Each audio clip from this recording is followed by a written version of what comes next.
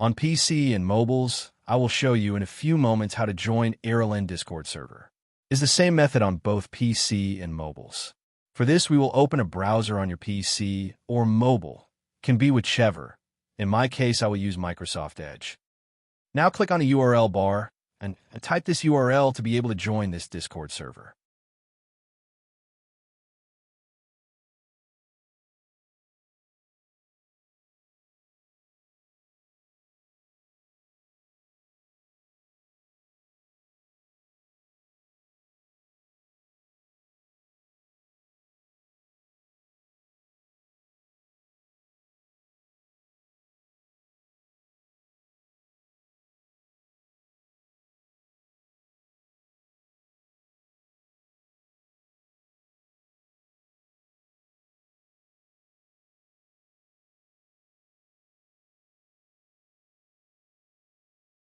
Doing this will automatically start your Discord application if you have it installed. Then click Join, and you will have access to the Discord server.